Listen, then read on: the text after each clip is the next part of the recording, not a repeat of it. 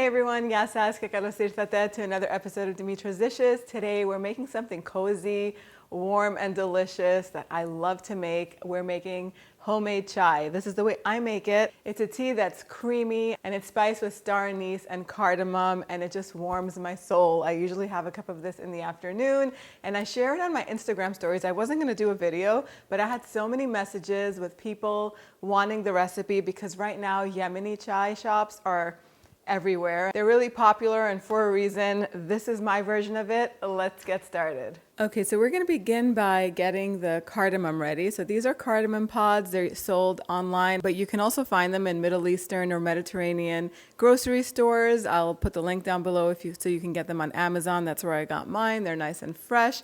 So we're gonna need about 1 tablespoon per 2 cups of chai that we're making. So I'm gonna use about 2 heaping tablespoons. I don't even measure. I love a lot of cardamom in this tea. You're gonna wanna crush them a little bit to release the seeds that are in there. So I'll do that in my mortar and pestle. I'll just crush these up until they're mostly open and set them aside. And then the tea that I'm using, this is my favorite tea. It's not sponsored, but I love this tea. It's by the company PG Tips, and they make these big tea bags that have the perfect amount of tea. I usually use 1 tea bag per cup because they're pretty strong. So in my little saucepan over here, I'll add 4 cups of cold water. You can use cold or room temperature water. Make sure that it's filtered and add 4 tea bags in. You could do 4 or 5 if you want it a little bit stronger. We're making 4 cups of tea today. And I'll add 2 of these whole star anise. They're gonna add really nice flavor. All of the cardamom that has been crushed up, it's about 2 heaping tablespoons if you're measuring. I know some people like to add cinnamon to their chai. I'm not really a big fan, but if you want to, you can add 1 small stick of cinnamon in here to get that warm flavor from it.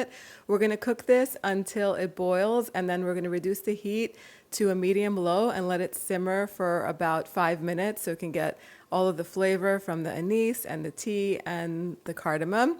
And then I'm going to make the milk mixture that's going to go in. So the best ratio for this is half milk and half cream. So you're basically adding half and half. If you want it a little bit lighter, go lighter on the cream. If you want it really creamy, do half and half like I'm doing right here. So I'll do 1 cup of whole milk and 1 cup of heavy cream. This is going to go into the pot, give it a nice mix, and then bring it to a boil. Once it comes to a boil, reduce the heat to a medium low and let it cook for about 10 minutes so it can thicken and all those flavors can just come together and make the perfect cup of chai. If it's looking a little bit light in color to you and you want to add 1 more tea bag, you can do this at this time. While the tea is cooking, I like to get my teapot ready that I'm serving this in, and I want to get it nice and hot. So I boil some water and I'll add it to my teapot because nobody wants a lukewarm cup of chai, right? So let the pot stay nice and hot, and then you can just take that water out before you pour the tea in there. Once the tea is ready, you're going to want to take out those tea bags so that way it pours easily into your teapot that you're serving this in. I like to put a little strainer in it too, just to collect any tea bag that might have ripped because you don't want little bits of grainy tea in your cups. So go ahead and strain the tea and pour it into your pot, and it's ready to serve. If you want to sweeten it while it's cooking, you can do that by adding a teaspoon or 2 of sugar to it, but I like to serve sugar on the side, and everybody can add as much sugar as they prefer in their individual cups, and that's it. The tea is ready to serve. And there you have it, my version of cardamom chai that's comforting and so good. I have to do the taste test because I like to drink my tea piping hot, and coffee. How do you guys drink it? So good. I can probably have 4 cups of this.